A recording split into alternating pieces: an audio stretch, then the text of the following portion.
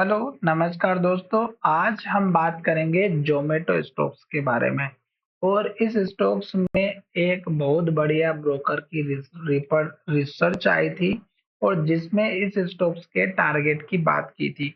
इस स्टॉक्स का जो टारगेट है वो 230 रुपए का बताया गया है ज़ोमैटो स्टॉक्स के बारे में। और ब्रोकर की जो रिसर्च होती है वो हमें ऐसे ही हल्के में नहीं लेना चाहिए।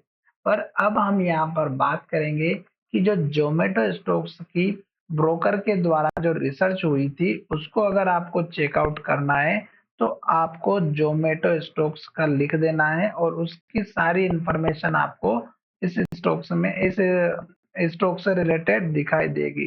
तो यहाँ पर ज़ोमैटो स्टॉक शेयर प्राइस लिखते हैं और यहाँ पर अगर आप देखेंगे तो स्टॉक्स में हमें जो इससे रिलेटेड सारी इंफॉर्मेशन थी वो दिखाई देगी।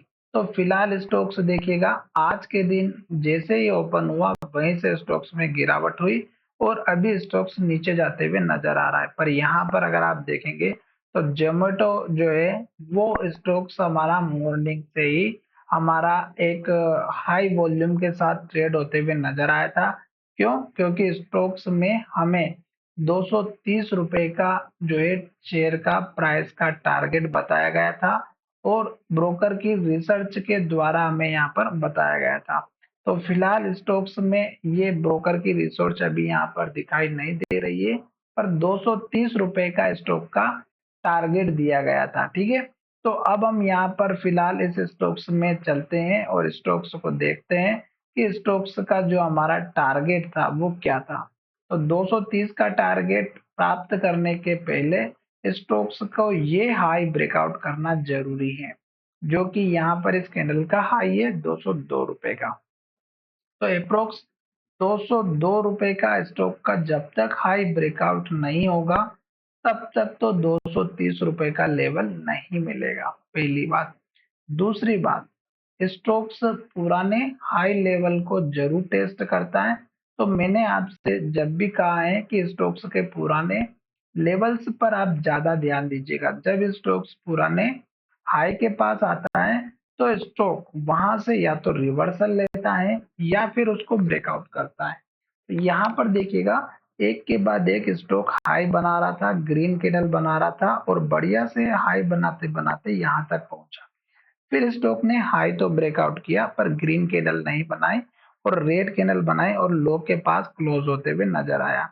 फिर स्टॉक्स में जो गिरावट की वजह थी वो हमारा इस कैंडल का हाई था 202 रुपए का और स्टॉक ने यहाँ पर हाई बनाया 201 रुपए 80 पैसा, लगभग 202 का, और वहीं से स्टॉक्स में गिरावट आ गई।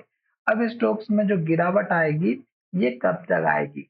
सिंपल सा तरीका है, दो चीज बताऊंगा। पहली कि स्टॉक जब तक रेड कैंडल बनाएगा, लो बनाएगा और लो के पास क्लोज होगा, तब तक स्टॉक में वेट करना है। दूसरी बात, स्टॉक का जो छोटा मोटा सपोर्ट लेवल है, जैसे कि स्टॉक का हाई 190 रुपए के आसपास का, ये एक आपका सपोर्ट बनता हुआ नजर आ सकता है। और दूसरा सपोर्ट लेवल बनेगा इस कैंडल के हाई के आसपास का 185 और 86 रुपए का। तो 185 से 86 रुपए के आसपास का आपको एक इम्पोर्टेंट सपोर्ट लेकर के चलना होगा। रीजन क्या है कि स्टॉक्स हमारा जो है लो बनाने के बाद अब लो बनाना ऊपर जरूरी है। ये पिछला लो था जो लगभग हमारा 179 का था। अब स्टॉक्स को लो ऊपर बनाना बहुत ही जरूरी है अगर अप ट्रेंड को कायम रखना है तो।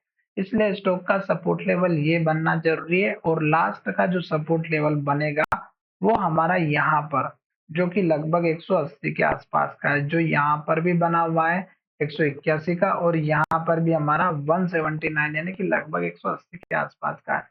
अगर स्टॉक हमारे इस लेवल को तोड़ेगा तो फिर गिरावट और दिखाई दे सकती है, फिर स्टॉक के लेवल्स हमें ऊपर के नहीं दिखाई देंगे। साथ ही स्टॉक्स के जो टारगेट है वो 202 रुपए का और 207, जो कि यहाँ पर हाई बना है, ये टारगेट आपको लेकर के चलना है।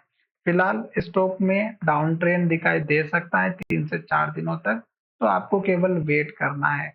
तो चलिए वीडियो को विराम करते हैं। धन्यवाद, मिलेंगे नए वीडियो में।